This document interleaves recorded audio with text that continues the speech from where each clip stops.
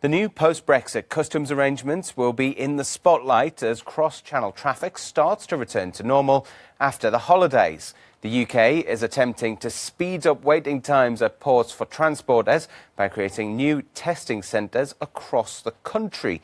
In a moment, we'll be speaking to our reporter Jack Parrock, who's at the French entrance for the Eurotunnel. But now let's go to Dover, where we can speak to Victoria Smith. Victoria, I can see a lorry behind you. Is the traffic returning to the normal levels that we'd seen before New Year's? Morning, Oliver. Well, let's see what this lorry behind us does. It's been held up here in the queue for a few minutes.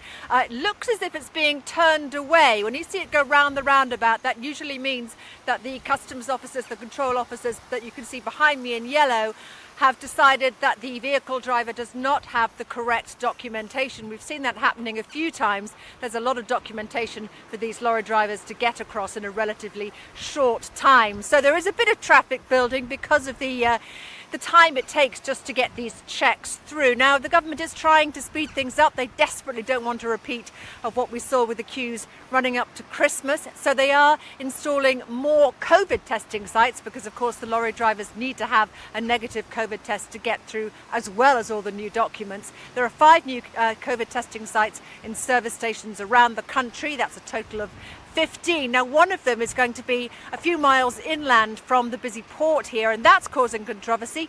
A, because it hasn't been built yet. It's not due to finish until the end of February. And B, because it hasn't yet got planning permission, because this 617 vehicle space site is going to be built near residents' homes and on the Dover White Cliffs conservation area. So some problems there as well. In the meantime, you heard the lorry tooting, a few queues building up now as these documents need to be shown to the officials behind me. These delays expected to build in coming days and coming weeks.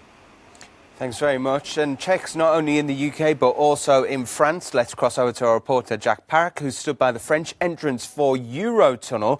What are the customs check sites over there, and how's everything working, Jack?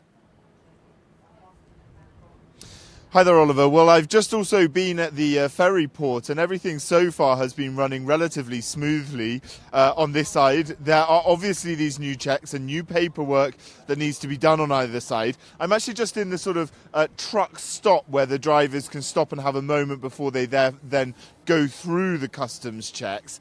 And there's a little point here, a little terminal, where they're advising the drivers on what they need to do and what they need to do to get through. But at the moment, the levels of traffic are not particularly high, and the trucks are moving smoothly onto the trains and onto the ferries once they've been processed in the way that they need to do with COVID tests and with the new paperwork that they need to do. But having said that, on this side, the Port of Calais authorities have spent 13 million in new structures, new infrastructure to make sure that this goes more smoothly.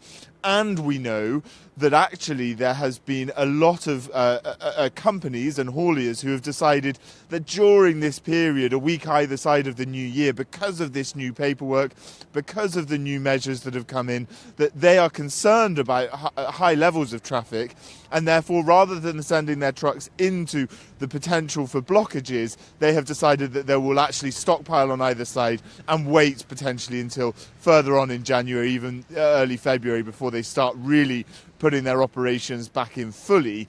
So while today there is a sense of sort of trepidation about what might happen, really the look is how bad might this get, how difficult could it get when the full levels of traffic come into force in the coming weeks.